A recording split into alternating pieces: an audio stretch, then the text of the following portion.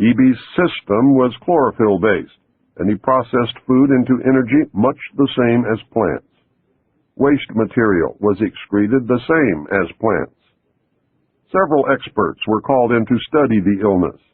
These specialists included medical doctors, botanists, and entomologists. A botanist, Dr. Guillermo Mendoza, was brought in to try and help him recover. Dr. Mendoza worked to save EB until June 2, 1952, when EB died. Dr. Mendoza became the expert on at least this type of alien biology. The movie E.T. is the thinly disguised story of EB. In a futile attempt to save EB and to gain favor with this technologically superior race, the United States began broadcasting a call for help early in 1952 into the vast regions of space. The call went unanswered, but the project, dubbed Sigma, continued as an effort of good faith. President Truman created the super-secret National Security Agency known as the NSA by secret executive order on November 4, 1952. Its primary purpose was to decipher the alien communications, language, and establish a dialogue with the extraterrestrials. This most urgent task was a continuation of the earlier effort. The secondary purpose of the NSA was to monitor all communications and emissions from any and all electronic devices worldwide for the purpose of gathering intelligence, both human and alien, and to contain the secret of the alien presence. Project Sigma was successful. The NSA also maintains communications with the Luna base and other secret space programs. By executive order of the President, the NSA is exempt from all laws which do not specifically name the NSA in the text of the law as being subject to that law.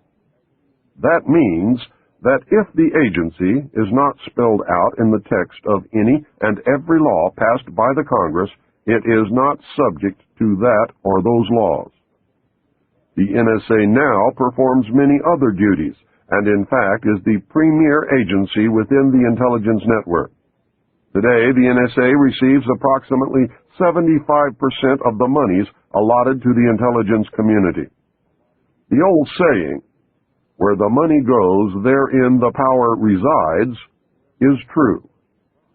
The Director of Central Intelligence today is a figurehead maintained as a public ruse. The primary task of the NSA is still alien communications, but now includes other extraterrestrial projects as well. President Truman had been keeping our allies, including the Soviet Union, informed of the developing alien problem.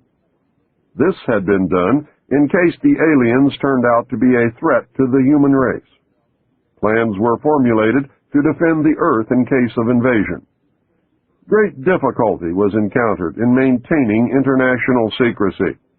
It was decided that an outside group was necessary to coordinate and control international efforts in order to hide the secret from the normal scrutiny of governments by the press. The result was the formation of a secret ruling body which became known as the Bilderberg Group. The group was formed and met for the first time in 1952. They were named after the first publicly known meeting place, the Bilderberg Hotel. That public meeting took place in 1954. They were nicknamed the Bilderbergers. The headquarters of this group is in The Hague. The Bilderbergers evolved into a secret world government that now controls everything. The United Nations was then and is now an international joke. Beginning in 1953, a new president occupied the White House. He was a man used to a structured staff organization with a chain of command. His method was to delegate authority and rule by committee. He made major decisions, but only when his advisors were unable to come to a consensus. His normal method was to read through or listen to several alternatives and then approve one. Those who worked closely with him have stated that his favorite comment was, "Just do whatever it takes." He spent a lot of time on the golf course. This was not unusual for a man who had been career Army with the ultimate position of Supreme Allied Commander during a war, a post which had earned him 5 stars. The President was General of the Army Dwight David Eisenhower. During his first year in office, 1953, at least 10 more crashed discs were recovered along with 26 dead and 4 live aliens.